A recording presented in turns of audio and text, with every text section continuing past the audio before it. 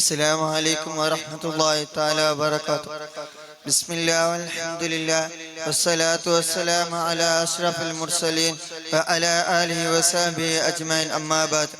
ಗೌರವಾನ್ವಿತ ಗುರುಹಿರಿಯರೇ ಹಾಗೂ ನನ್ನ ನೆಚ್ಚಿನ ಮುತಾಲಿಮ್ ಸಹಪಾಠಿ ಮಿತ್ರರೇ, ಇಲ್ಲಿ ನಾವು ಒಂದುಗೂಡಿರುವಂತೆ ನಾಳೆ ಅವನ ಸ್ವರ್ಗ ಲೋಕದಲ್ಲಿ ಒಂದುಗೂಡಿಸಲಿ. ಆಮೀನ್.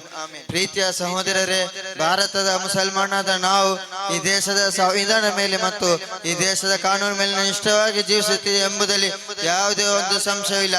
ಕಾರಣ 1992ರ ಬಾಬರಿ ಮಸೀದು ಧ್ವಂಸವು ಸರ್ವೋಚ್ಚ ನ್ಯಾಯಾಲಯವು ತಪ್ಪು ಎಂದು ತೀರ್ಪು ನೀಡಿದಾಗಲೂ, ಹತ್ಯೆಯಲ್ಲಿ ಔಜಿದ ತಲಾಖಿನಂತ ವಿಷಯ ಬಂದಾಗಲೂ ಭಾರತದ ಮುಸಲ್ಮಾನರು ಶಾಂತಿ ಸೌಹಾರ್ದ ದೃಷ್ಟಿಯಿಂದ ಈ ದೇಶದ ನ್ಯಾಯಾಲಯ ತೀರ್ಪನ್ನು ಗೌರವಿಸುತ್ತಾ ಬಂದಿದ್ದಾರೆ. ಇದಾಗಿದೆ ಭಾರತ ಮುಸಲ್ಮಾನ ದೇಶ ನಿಷ್ಠೆ. ಪ್ರೀತಿಯ ಸಹೋದರರೇ, ಆ ಮುಸಲ್ಮಾನರನ್ನು ಇಂದು ನಿರಂತರವಾಗಿ ಬೇಟಾಡುತ್ತಾ ಆ ಮುಸಲ್ಮಾನರನ್ನು ದೇಶ ನಿಷ್ಠೆಯನ್ನು ಪ್ರಶ್ನಿಸುತ್ತಾ ಒಂದು ವಿಭಾಗವೇ ನಮ್ಮ ಎಡೆ ಇದೆ. ಪ್ರೀತಿಯ ಸಹೋದರರೇ, ಈ ದೇಶದ ಸರ್ವ ಮುಸ್ಲಿಂ ಒಕ್ಕೂಟದಲ್ಲಿ ಹೇಳಲಿಕ್ಕಿರುವುದು I am firstly Indian, I am lastly Indian.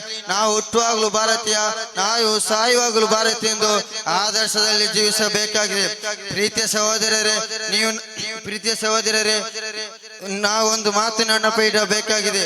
ಈ ದೇಶದಲ್ಲಿ ವಿದೇಶರ ಆಕ್ರಮಣ ನಡೆದಾಗಲೂ ಹಲವಾರು ದಾಳಿ ನಡೆದಾಗಲೂ ಎದೆ ಕೊಟ್ಟು ಮುಂದೆ ನಿಂತವರಾಗಿದ್ದರೆ ಭಾರತೀಯ ಮುಸಲ್ಮಾನರಾಗಿದ್ದಾರೆ ಎಂಬುದು ಯಾವುದೇ ಒಂದು ಸಂಶಯವಿಲ್ಲ.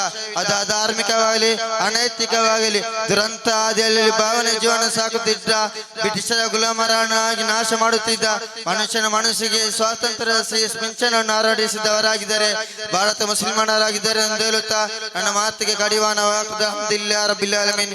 ಅಸ್ಸಲಾಮು ಅಲೈಕುಂ ವರಹ್ಮತುಲ್ಲಾಹಿ ತಆಲಾ ವಬರಕಾತುಹು. ಸ್ಪರ್ಧೆಯು ಮುಂದುವರಿಯುತ್ತಿದೆ.